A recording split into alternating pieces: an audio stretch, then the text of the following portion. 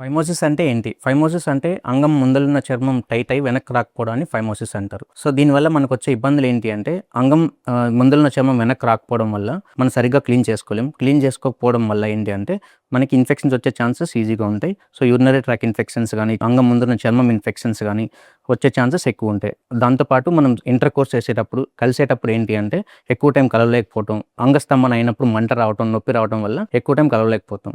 Balanitis అంటే ఏంటి? బెలనోప్రోస్టైటిస్ అంటే ఏంటో తెలుసుకుందాం. బెలనైటిస్ అంటే అంగం ముందలున్న చర్మం ఇన్ఫ్లమేషన్ రావటం, అంటే చర్మం ఎర్రగా అయ్యి, మందంగా అయ్యి వెనక్కి రాకపోవటం. వెనక్కి రాకపోవడం వల్ల బలవంతంగా మనం క్లీన్ చేసుకోవడానికి లాగితే చీలికలు రావటం, క్రాక్స్ రావటం, ఇది బెలనైటిస్ అంటారండి. బెలనైటిస్ ఎవరిలో కామన్గా ఉంటుంది అంటే షుగర్ ఉన్న పేషెంట్స్లో కామన్గా కనిపిస్తుంది. అలానే ఇన్ఫెక్షన్స్ ఉన్న వాళ్ళలో కూడా, బ్యాక్టీరియల్ వైరల్ ఇన్ఫెక్షన్ ఉన్న వాళ్ళలో కూడా కామన్గా తెలుస్తుంది. అండ్ బెలనోప్రోస్టైటిస్ అంటే ఏంటి అంటే బెలనైటిస్ వచ్చిన పేషెంట్ నెగ్లెక్ట్ చేస్తే అక్కడున్న మనం స్కిన్ వెనక్కి రాకపోవడం వల్ల రెగ్యులర్గా క్లీన్ చేసుకోం. క్లీన్ చేసుకోకపోవడం వల్ల ఏంటి అంటే మనం యూరిన్కి వెళ్ళినప్పుడు యూరిన్ కానీ అండ్ అక్కడ స్మెగ్మా అంటారు, వైట్ కలర్లో సెక్రిషన్స్ వస్తాయి.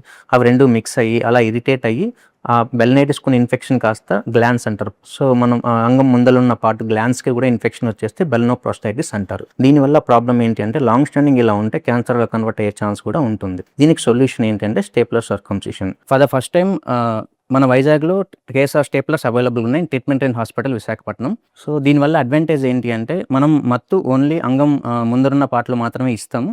ఇచ్చిన 5 నుంచి 10 నిమిషాల్లో సర్జరీ అయిపోతుంది. ఈ సర్జరీ వల్ల అడ్వాంటేజెస్ ఏంటి అంటే పేషెంట్కి ఎటువంటి కుట్లు కానీ, బ్లీడింగ్ అవ్వటం కానీ, అలానే వాపు రావటం కానీ, నొప్పి రావటం కానీ ఏమి ఉండదండి. అలానే పేషెంట్కి సర్జరీ అయిన వెంటనే వితిన్ హాఫ్ అన్ అవర్లో డిశ్చార్జ్ అయిపోవచ్చు. ఇంటికి వెళ్ళి తన వర్క్ తను చేసుకోవచ్చు. అండ్ రెగ్యులర్గా డ్రెస్సింగ్స్ అవసరం లేదు, ఎటువంటి పథ్యం అవసరం లేదు. ఆ పిన్స్ కూడా 10-15 రోజుల్లో పేషెంట్ బట్టి పిన్స్ వచ్చేస్తాయి. సో ఎవరికైనా ఇటువంటి ప్రాబ్లం ఉంటే ట్రీట్మెంట్ అండ్ హాస్పిటల్ విశాఖపట్నంలో నేను అవైలబుల్గా ఉంటాను, నన్ను కాంటాక్ట్ అవ్వచ్చు.